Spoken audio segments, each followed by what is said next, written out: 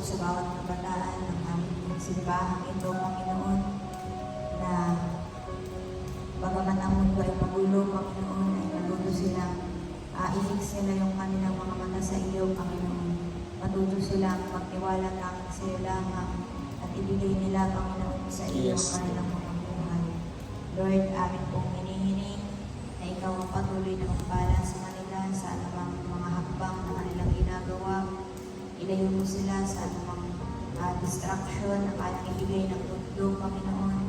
At kahit man maranasan nila ang mga ito ay ma-realize nila, Panginoon, na wala pa rin mas hihigit sa presensya mo, Panginoon.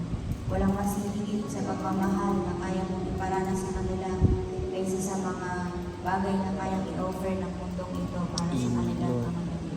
Dalangin namin na ikaw ang pumipo sa kanilang mga puso, Panginoon, na sila ay gagamitin mo, ikaw ay may plano sa kanila, kaya lahat, Panginoon, ng kanilang mga narinig na iyong mga salita ay hindi mawawala ng kabuluhan sa kanilang mga puso, Panginoon. Ang mga salitang ito ay mananatili at lalago sa kanilang mga buhay. At ikaw, Panginoon, ay magmamanifest sa kanilang puso't isipan, Panginoon.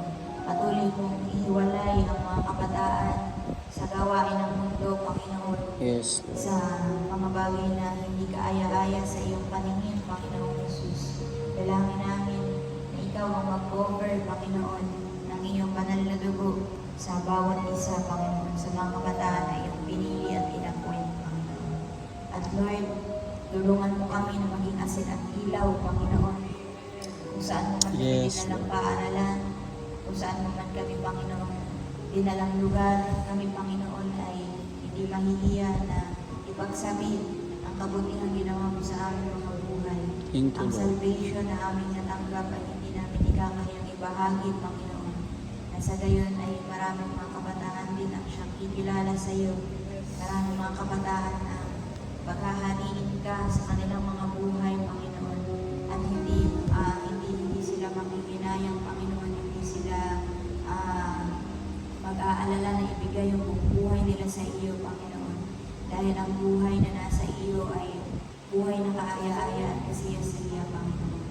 Kaya ang dalangin namin ay patuloy mong pagpalain ang bawat kabataan na dinala mo sa iba't ibang paaralan, Panginoon.